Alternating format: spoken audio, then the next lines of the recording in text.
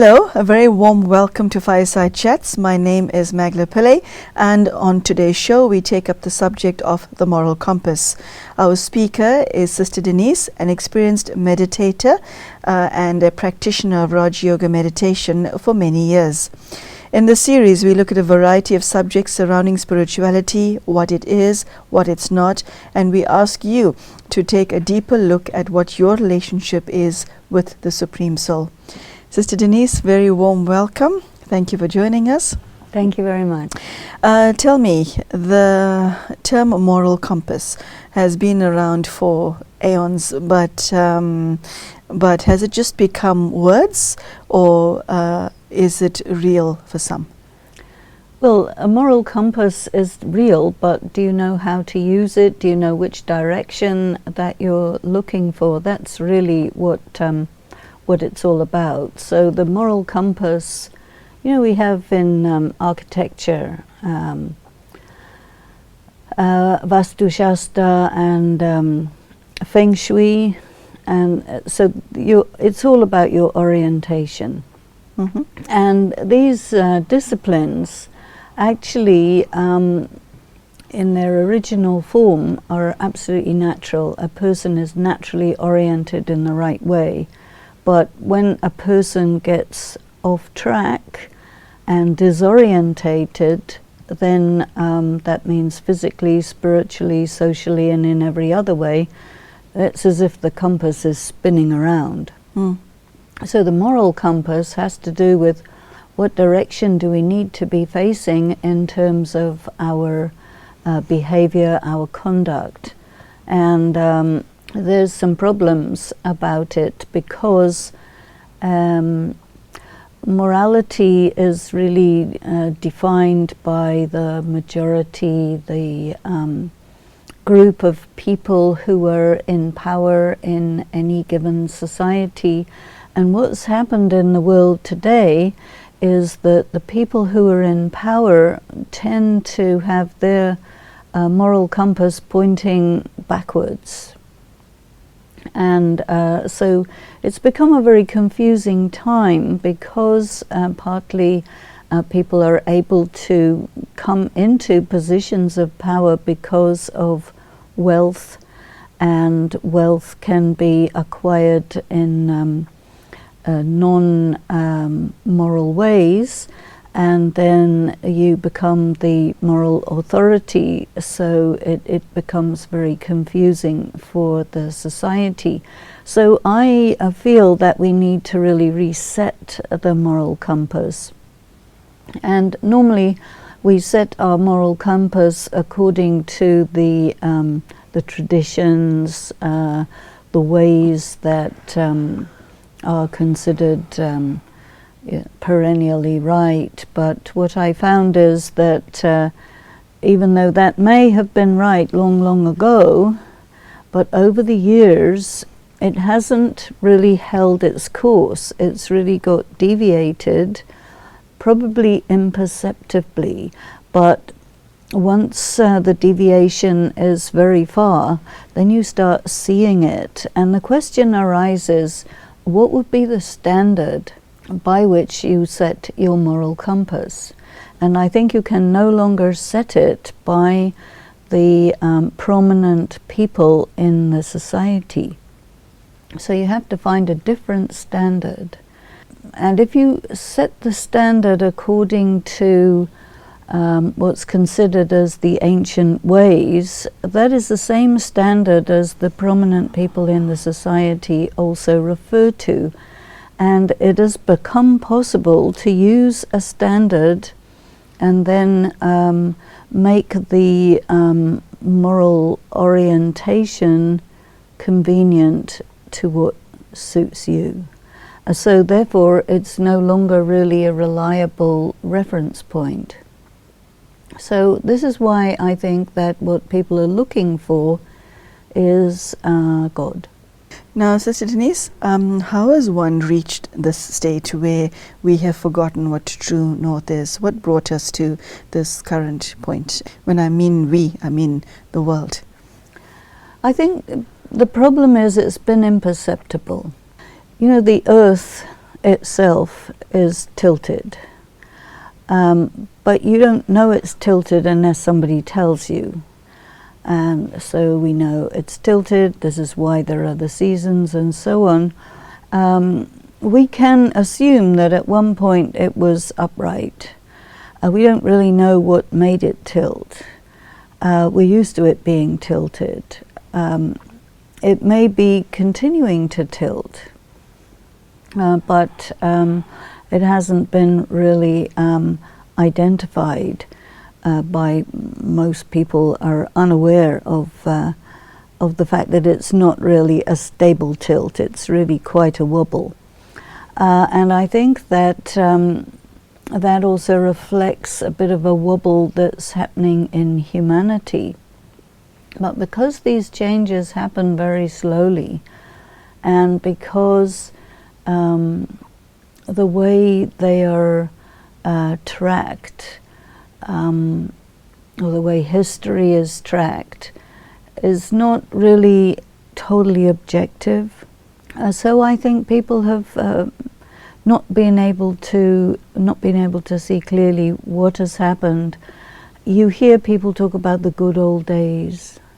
Then you hear other people saying, but we believe in progress. So there's an ambivalence going on, which makes it very difficult to be clear about exactly what's happened. But I do feel that the situation for people at the moment has become like it's really shifted, and it's shifted in maybe a shocking way, and it's not sitting well with people to a point where we want to really reassess it. And I think that's what's important, the fact that it's noticeable. And so what I'm proposing is that we try to look to God as the reference point, because God is always known to be the one who understands right and wrong, and who is said to be the ultimate judge, who tells the truth, who actually guides people in their way of life. But the problem is that people don't really have direct access to God, and so this is really the need of the time, is to have direct access to God, because everything else is somehow failing us, somehow unreliable, somehow not acceptable. When you sit a group of children down and say, today we will be discussing the lessons of life and morality, it's, my God, this is going to be so boring. Okay, and when you say to them, here's a brand new cell phone, let's learn how to use this, it's like, wow. Okay, the same thing with adults.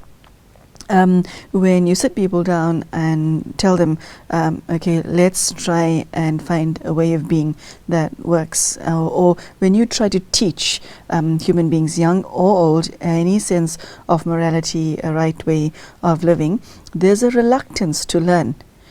Why is that?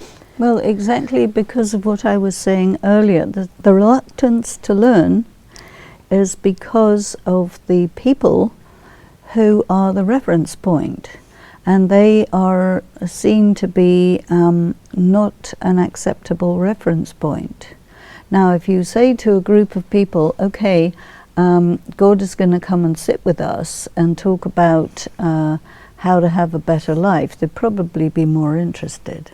That is not quite so easy, because God is very, very subtle, but nevertheless, I think that if you have precepts which are not created by people, especially people who are saying one thing and doing something else, the very great difficulty about any kind of morality is it's fraught with hypocrisy. Mm-hmm. And even the word morality refers to the customs of a particular society. It's decided upon by people.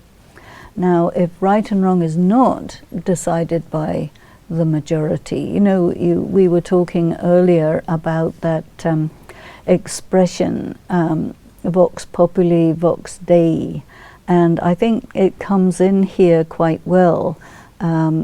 People have believed that the voice of the people is the voice of God, but the original quote was, you can't possibly say that the voice of the people is the voice of God because, they behave in such a chaotic manner.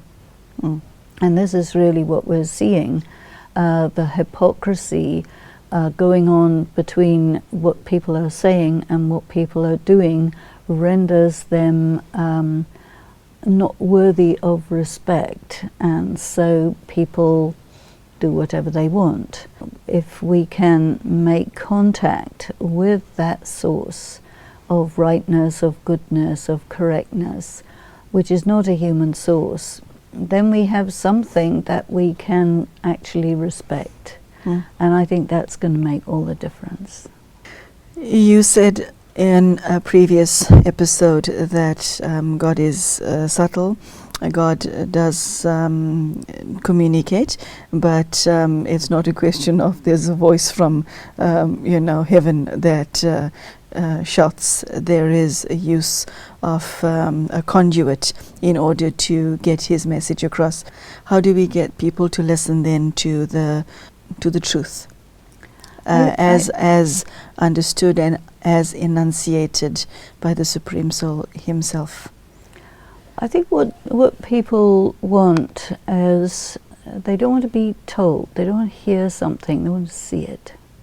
Yes. And so if you can see a gathering of people who are actually following a set of principles that come from God, they will evaluate it by looking at those people and seeing, are they walking their talk?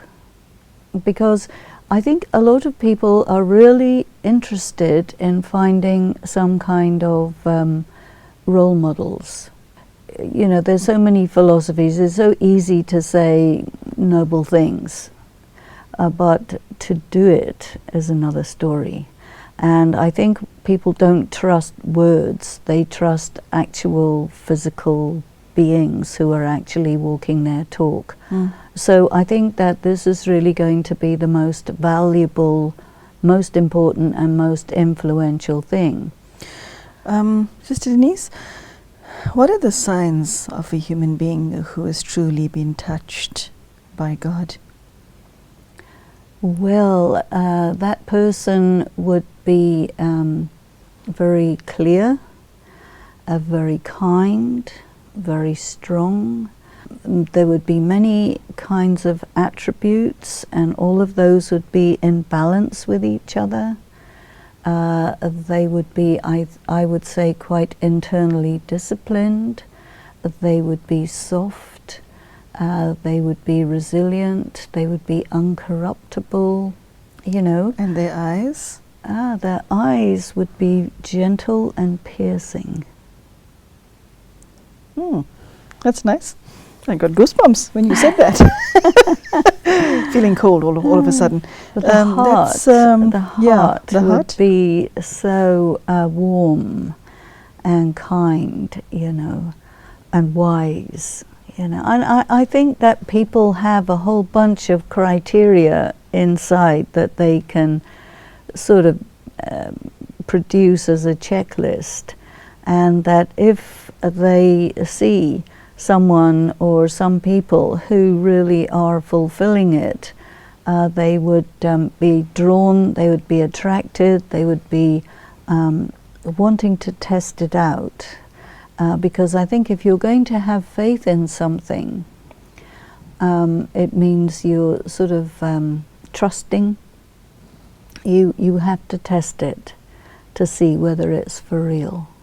I think people have been so damaged by being betrayed, especially by spiritual leaders who turned out to be not so clean as they presented themselves or as they said they were, And so people are not so easy now to dupe. They have become experienced, but still that what they are looking for is yet to appear.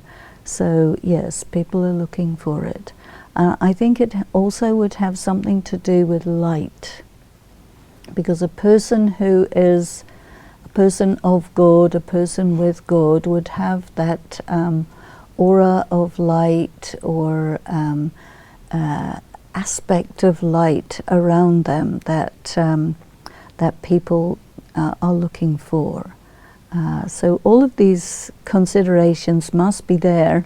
Then I think what people also need or desire or demand is they want to have enough time to look at it for long enough to see if it's really for real.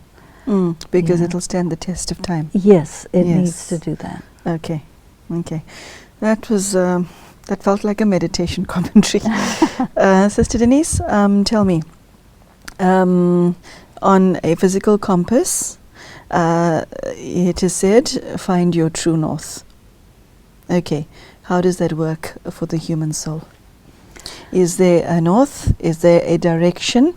Or is it a personality that's the pull, that's the magnet? There's the compass and there's a magnet. Well, sometimes you find God spoken of as the magnet. You know, there are analogies. If the needle is clean, it'll be pulled to the magnet. If the needle is rusty, it will not be drawn at all. So the needle is really an analogy for the soul. And I think that if a person really desires to be pure and clean and upright and correct in their way of living, they will be drawn to God, and that'll be easy for that needle. But I think also, you know, finding your true north is an orientation and an alignment.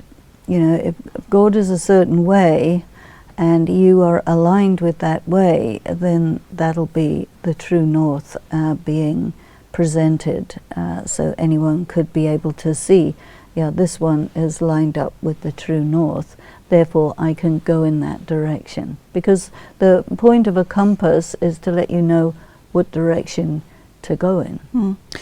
So Denise, in the past you have spoken at length about conventional morality, yet we use the term moral compass. How does a person who has recognized the Supreme and who's living his or her life under Srimad, how are their set of values and virtues different from somebody who has morality? Well, because there's no such thing, there's no such thing as a virtue compass. There's such a thing as a moral compass. That's right. That's absolutely right. So what I feel is that conventional morality, and sometimes I will go so far as to qualify it as toxic conventional morality. Oof, that packs a punch. And the reason is because it's harmful. So where the conventions of a community are really at odds with human happiness, with human rights, with the fundamental principle that every person is a soul, is a child of God, has rights, you know, because there are some forms of morality that are based on other fundamental principles. And I think that a morality based on a fundamental principle which is not true can easily be toxic. Very nice for some people, not very nice for other people. And I think if we are trying to reset the moral compass, it means we want to live by a morality where the majority of people are aligned with the ways of God, you know, and then it would not be toxic. The world is, up until today, filled with people who are born naturally good people. I know many such people, Okay, and then you have those at the other end of the spectrum. This is the crowd I'd like to address right now. People have, lost their own true north and have lost their way as human beings. We have all sinned, erred, transgressed laws of karma, laws of the country. We've become far less than what we were meant to be. If somebody has a history of having done all of the negative, but yet there is 1% in them that says, I want to be a better person, how does he go or she go about redeeming himself? I'm speaking about that category of persons who have written themselves off because society has written themselves off. There might be somebody in prison watching you right now. What is your message for such a person? I know that there's a lot of people who are perfectly fine, but the way they're treated actually poisons them. And I know quite a lot of people who become socially deviant because it's a justifiable reaction to that. And I like that term, socially deviant. Yeah, okay. We'll chat more about that just now, but go on. I think that a person who is spoken to, reflected back as what they really are, which is a pure soul, a child of God, when you start reflecting that back to a person, you start looking at a person with those eyes, they respond to that very positively. I remember there was a time when I was working with incarcerated people in California, and I used to always, at the beginning of our sessions together, I would give them a little blessing card. In Brahmakumaris we have all these things that give to each other. You are a beautiful person whose heart is very generous, and somebody gets a card like that and they read that and they would say to me, no one in my entire life has ever said anything even close to this. Oh. Why are you saying this? Ouch. And I would say, oh, well, probably you are.